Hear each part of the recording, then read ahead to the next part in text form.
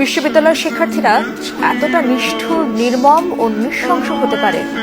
দেশের সর্বোচ্চ বিদ্যাপীঠের ঢাকা বিশ্ববিদ্যালয়ের ফজলুল হক হলে মোবাইল চোর সন্দেহে তোফাজ্জল নামের যুবককে আটকে প্রায় 4 ঘন্টা ধরে নির্যাতন করা হয়। পেটানোর পর তাকে খেতেও দেওয়া হয়। পরে আবারও মারধরে মৃত্যু হয় তোফাজ্জলের। এই বর্বরতা ঠেকাতে না পারায় দুঃখ প্রকাশ করেছে বিশ্ববিদ্যালয় প্রশাসন। তবে শাহবাগ থানায় মামলা হবার পর 4 জনকে গ্রেফতার করেছে পুলিশ।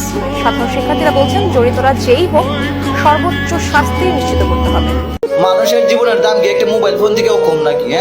দেশের ল অ্যান্ড অর্ডার ছাত্রদের তো গেল কিভাবে? আর ডিবি অফিসের বাতার হোটেল ভার্সিটিতে গেল কিভাবে? দেশের মধ্যে কোনো অভ্যুত্থান হয়েছে? সমন্বয়ক খেলা বাদ হয় না কিসের জন্য? দুন্দুরা সমন্বয়ক আবার কি? যখন ভাত খেতে দেওয়া হলো, তোফাজ্জল হয়তো ভেবেছিল তাকে মেরে ফেলা হবে না। আজকে আবরারের কথা মনে পড়ছে। কবি ইমতিয়াজ মাহমুদ বলেছেন, মানুষের মৃত্যুতে যদি আপনার কোনো অনুভূতি না হয় তবে ধরে নেবেন আপনিও বেঁচে নেই।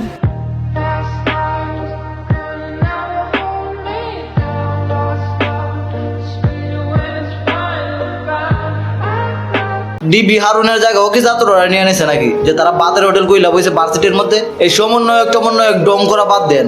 রাজনৈতিক দল হইলে রাজনৈতিক দল হিসাবে নিজেরা পরিচিত দেন। কি শুরু করছেন? ছাত্ররা দেশ স্বাধীন করছে, গণ অভ্যুত্থান হয়েছে, সরকার পতন হয়েছে, ছাত্রদের কাম শেষ। মোবাইল চুরি, একজন মোবাইল চুরি করলে কি ওর মায়ের পালাই তুইব নাকি? বুঝলাম না কাহিনী। যা খুশি তা করতেছে দেশের মধ্যে। দেশটা কি মুখের মূল্য হয়ে গেছে? যা খুশি তা করা যাইব। দেখেন, আমার কষ্ট, হৃদয়ের একটা ব্যথা যে আজকের আওয়ামী লীগ, ছাত্রলীগ গভর্নমেন্ট ক্ষমতায় থাকা বড় আমার চাকরি বাড়ি, আমার আব্বা আম্মা নাই, আমার ছিল আমার বড় ভাই ছিল পুলিশের সাব ইন্সপেক্টর, যে রাষ্ট্রের জন্য কাজ করেছে, তারপর আজকের চাকরি নেই, হতাশা। আমার একটা গাড়ি, মোটরসাইকেল, হ্যাঁ, I can speak English 20 hours. আমি বাংলা অনার্স মাস্টার্স কমপ্লিট করছি। আজকে আমাদের চাকরি নেই, আমার মিথ্যা অভিযোগ দিয়ে বিলুপ্ত করা হয় কমিটি, তাতেও কিছু করা নয়। আমরা যারা ছাত্ররা এই দেশকে স্বাধীন করার জন্য, এই ফেসিবাদ সরকারের সরানোর জন্য এই 24-এর গণ অভ্যুত্থানের মধ্যে প্রত্যক্ষ বা পরোক্ষভাবে অংশগ্রহণ করছিলাম, আমরা সবাই আজ লজ্জিত তোফাজ্জলের মৃত্যুর কারণে। প্রথমে বলি, তোফাজ্জল হোসেনকে কেন মারা হয়েছে? মোবাইল চুরির অপরাধে।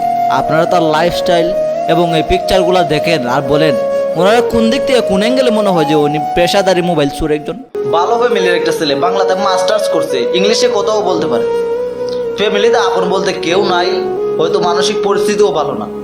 মোবাইল চুরি নিয়ে একটা মিসআন্ডারস্ট্যান্ডিং হয়েছে, কিন্তু এটা শুধরানো যেত। কিন্তু এখন আজকে আবরারের কথা মনে পড়ছে।